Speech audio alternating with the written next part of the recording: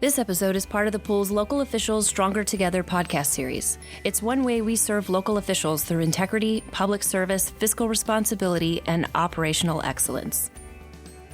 As always, please direct specific questions about coverage to your member services manager. Welcome to episode 11 in the Risk Pool Stronger Together podcast series. Today's episode is, Are You Road Ready? As always, I'm going to give you some basic information, visit with people who are experts in the subject, and then give you several action items to help you get everything you can from our partnership. In my prior job as a Texas Municipal League attorney, city officials sometimes contacted us after they'd gotten into legal trouble. We did our best to help them respond appropriately, but I always thought in the back of my mind it would have been better to stop the problem in its tracks before it became a problem.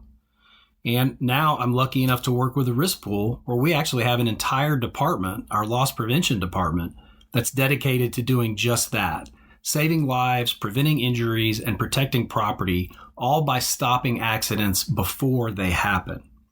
In fact, the pool's loss prevention team has around 20 employees, with most of those being dedicated in the field loss prevention representatives.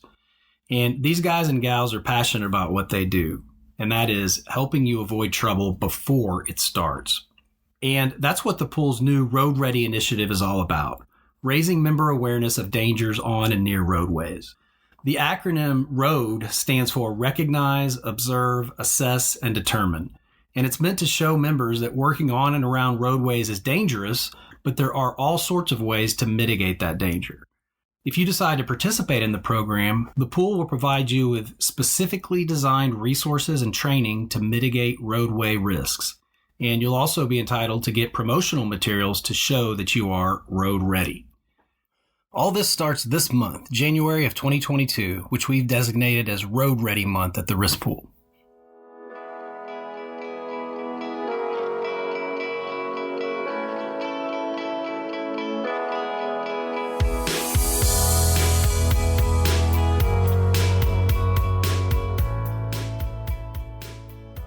Be sure to check out the dedicated Road Ready landing page on the pool's website.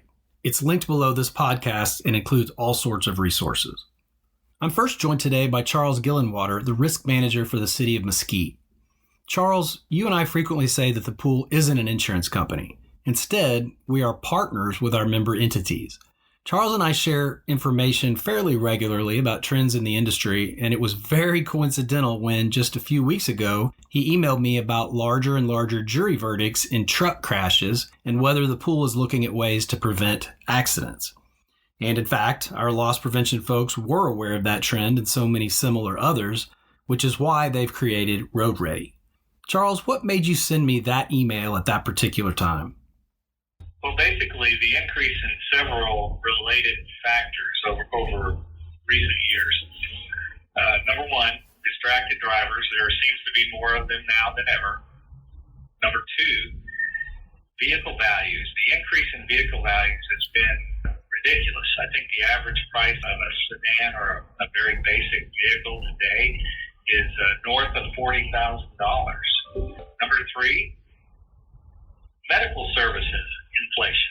If you happen to have bodily injury, whether they're on the workers' comp side or on the liability side, the cost of medical services continues to rise, and it's added to these costs and issues regarding driving a fleet vehicle. Also, litigation and settlement inflation. Verdicts are increasingly reaching stratospheric amounts as juries award upwards of $800 million or more than $700 million in jury awards in the state of Texas. Those are four factors that really drive this concern for me. I actually looked it up just now, and the average price of a new car in the U.S. today is north of $45,000. Wow. So you and I were originally talking about the cost of vehicular accidents, but what are the other challenges you face as a risk manager with your employees, not even driving, rather just working in and around roadways? We maintain 1,200 miles of roadway in our city. So we're not small. We have a population density of north of 3,000 per square mile. That's just the residents that live here. and then you add all the through traffic from the outer ring suburbs coming to Dallas and other areas within the suburbs that touch Dallas to go to work. So we have a very large population and a lot of vehicles on the road. So that speaks to working in that environment, working on the road or in the roadway. We also have a fleet of over 800 vehicles, that we operate. So there's the exposure of operating a large fleet in a densely populated area. Based upon what you've said, your city has a pretty serious and intense risk management job. What do you think about smaller cities that don't have an internal risk manager like you and their need for a program like Road.Ready? Well, I'm 100% in favor of that because, we can look at history. We know that as far as auto liability is one of the biggest exposures faced by cities and the risk pool. And the reason is because we don't enjoy governmental immunities related to liability. We have immunity or tort caps on all other types of exposures, but on auto liability, we are just like any other organization that operates a fleet. The city of Mesquite is definitely lucky to have a professional like you, Charles, and all of us sharing information and strategies only strengthens that partnership. Well, I think rolling out a program to address these concerns is well-timed. This is not something that's going to go away because I foresee just this increase in distracted driving to continue. It's always going to be an issue in the forefront. Now that we know there's a need for a program like Road.Ready, let's hear from some of the folks who thought it up. I'm joined now by Colby Burkhart, our loss prevention rep who's spearheading the Road.Ready program, and Irvin Yannick, our loss prevention department manager. Colby, tell us what it is that makes the roadway such a dangerous place to be. And we actually have two sets of issues here, right? Driving and our drivers and workers on and around the roadway. Exactly. Yeah, when we think of roadways, I know it's easy just to kind of go to the vehicle and the driving aspect, or even just like work zones, the work there. But I think that's what makes the roadway so dangerous is that there are a lot of other activities out there, right-of-way inspections, just employees even just standing or, weed eating next to a roadway. All of these activities are normal and they happen every day.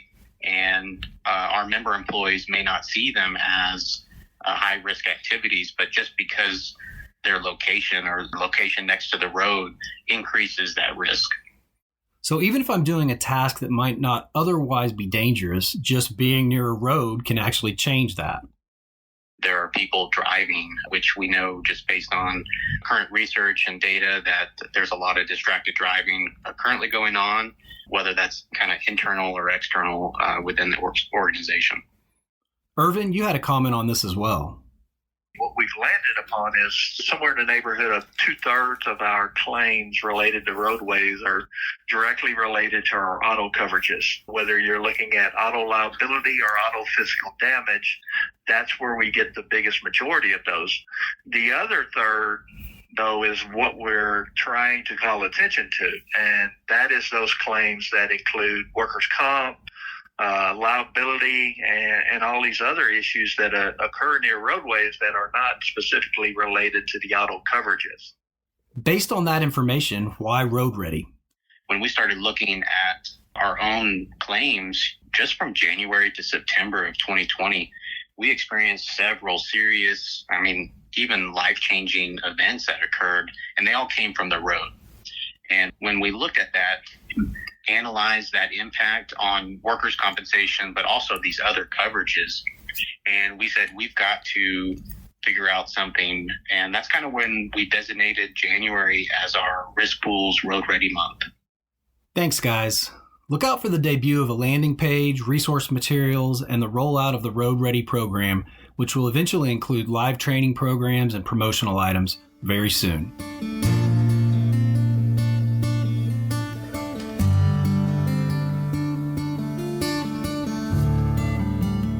Let's wrap up as usual with your action items. Action item 1. Take a look at how many accidents you've had that are related to working on or near a roadway. Could those have been prevented with a training and awareness program like R.O.A.D? Action item 2. Even if you haven't had recent accidents, you don't want to start now, so take a look at the program and see if it's a fit for your local government. And finally, action item 3. Look out for the road-ready materials to be unveiled over the coming weeks and months, and take advantage of them. Thanks for listening. That's it for this episode. Stay safe, and we'll visit soon. To review written materials associated with the presentation or to ask Scott a question, please visit www.tmlirp.org and click on the Stronger Together podcast link. Please remember that the information in this episode is provided for informational purposes only and doesn't constitute legal advice. We recommend that you review the podcast and the accompanying written materials with your attorney prior to taking action.